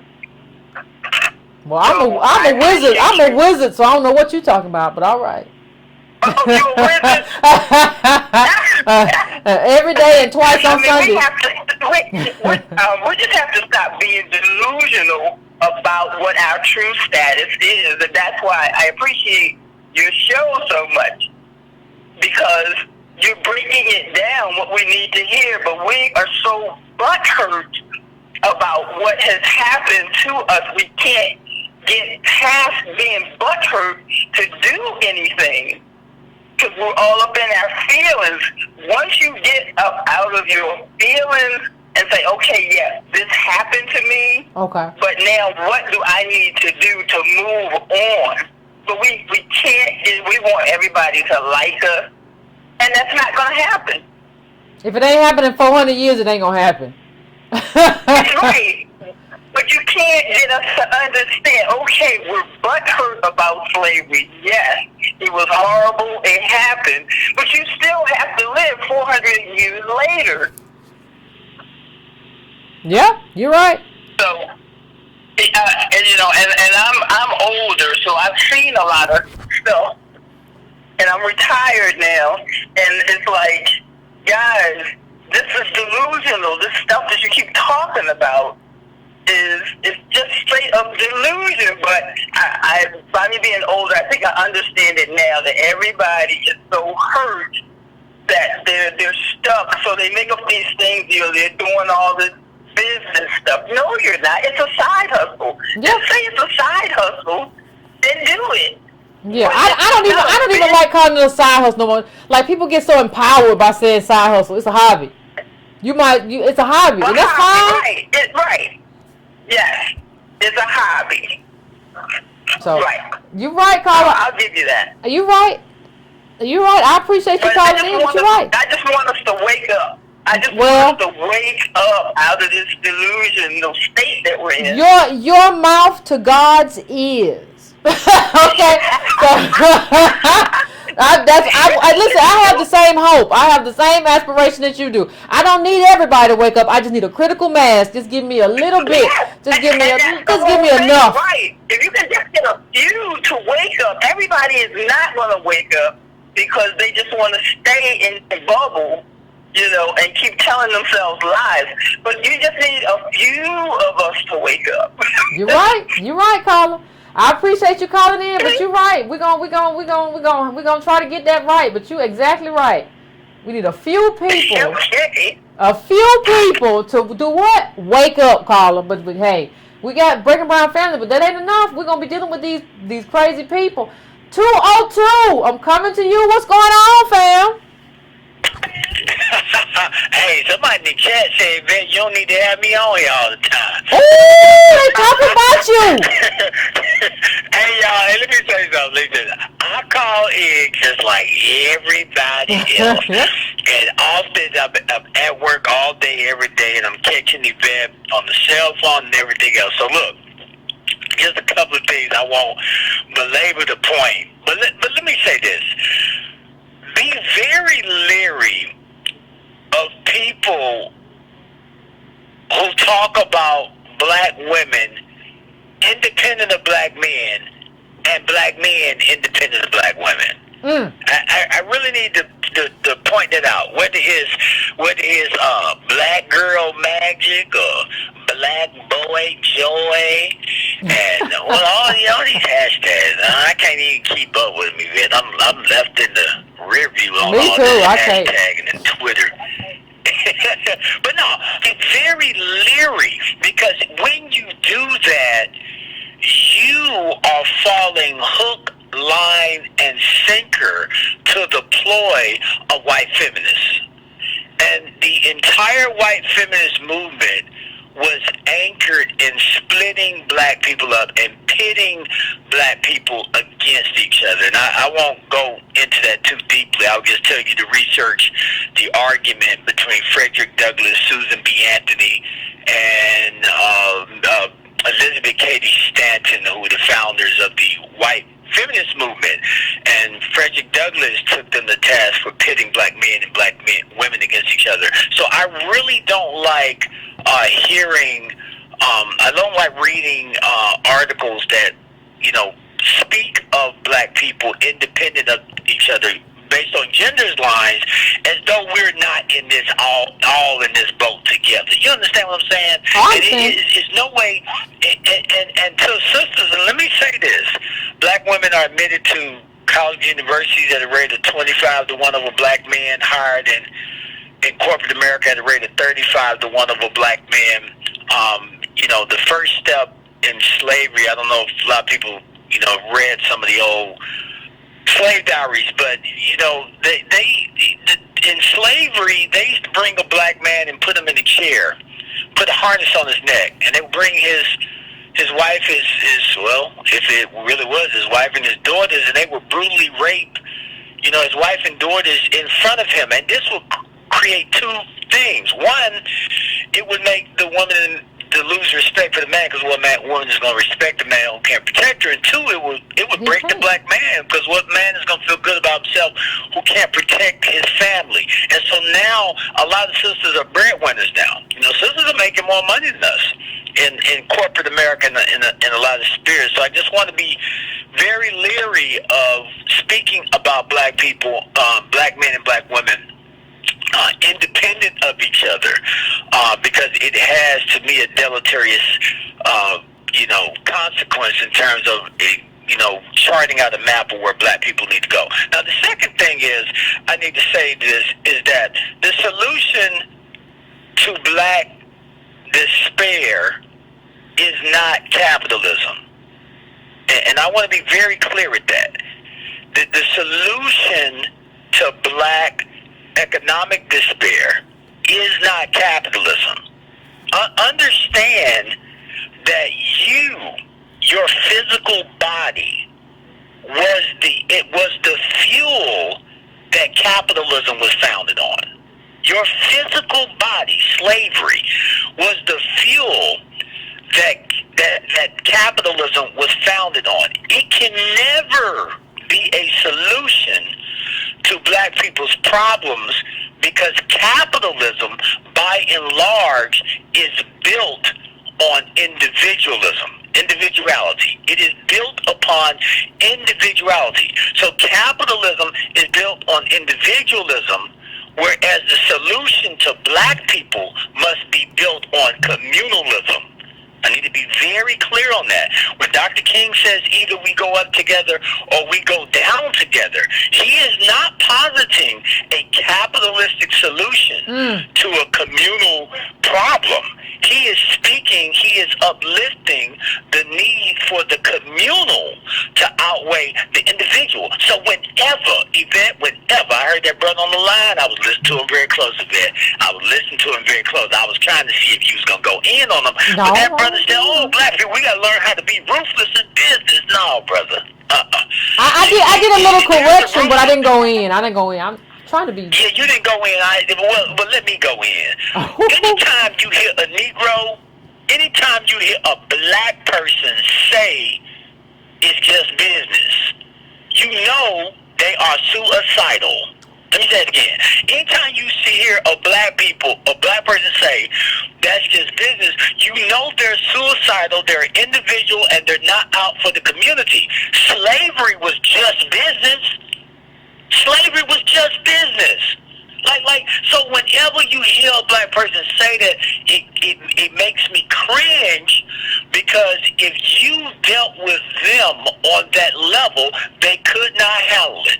When them prosecutors filed them charges against black people in court, that's just business. When black people in mass incarceration fuels private prison and the school to prison pipeline, that's just business, man. So black people can't deal with each other like that.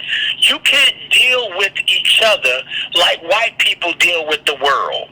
We have to be. This is very important, because when you look at affirmative action, and I've said this before that I'm anti-affirmative action. I wrote my dissertation on affirmative action. But you have a very interesting reason why. And what did you say, Yvette? I said you have a very interesting reason why, though. It's not why you think.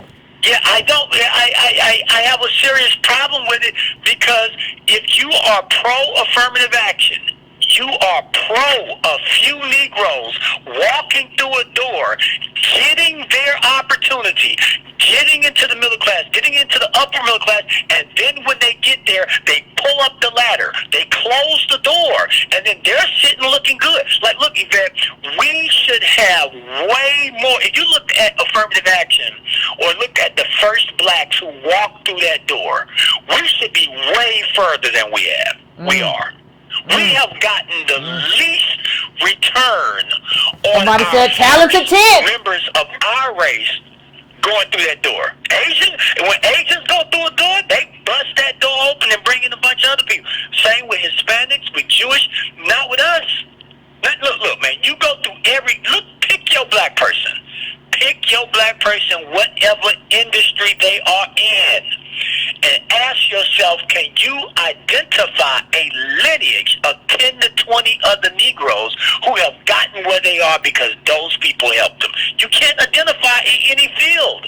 Ursula Burns at Xerox, Ken Chenault at American Express, Dick Parsons at LL Time Warner. I can go right down the line. I mean, I have friends or people I went to undergrad with who I have taken the task and I have asked them. I said, "Oh, you've been there 10 years now. I ain't seen no more black people get hired."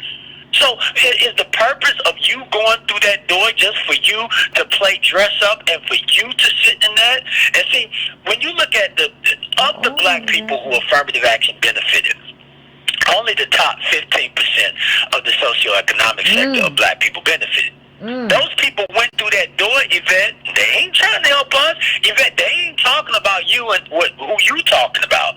So they were individualists. They was capitalists. Or in other words, it was just business. And whenever you hear a black person talk like that, you need to get the hell away from them. You need to get the hell away from them because you know, Yvette, if push come to shove, they will sell your ass out. They will sell your, they like the Samuel L. Jackson character on Django Unchained, man. They will sell you out. And so whenever I listen to people real close.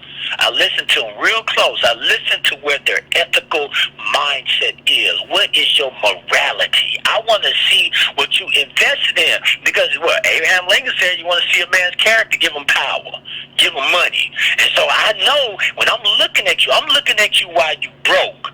And I'm listening to you very carefully, and I'm looking for the evidence of your willingness to do anything for the cause. I need to see something.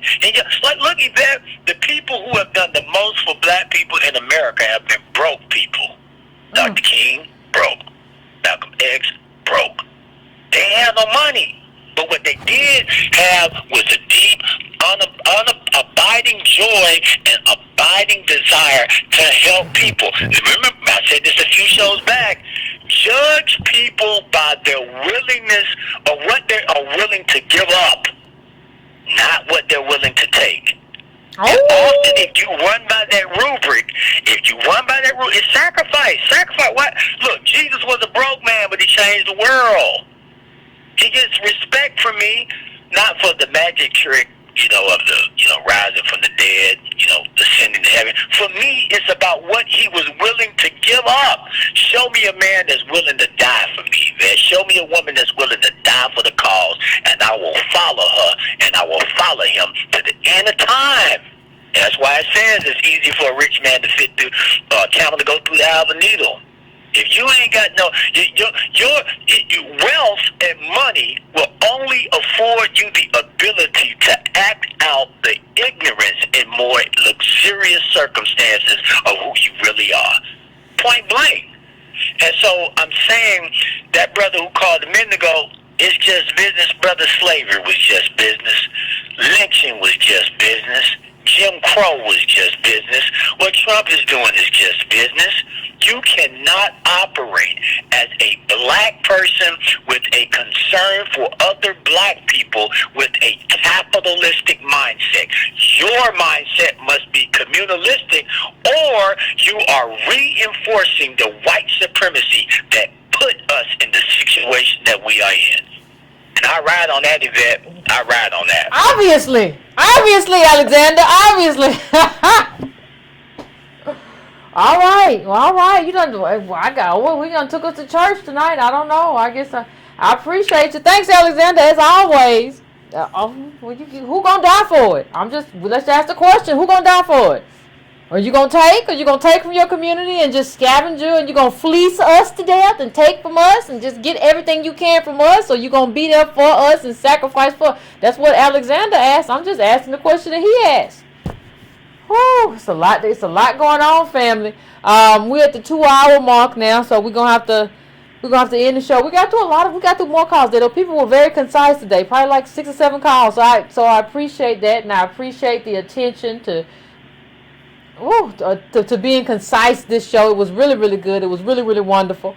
And listen, Friday, Antonio Moore and I, Angela Project, Louisville. We're talking Simmons College. We're going to be out there. Angela Project.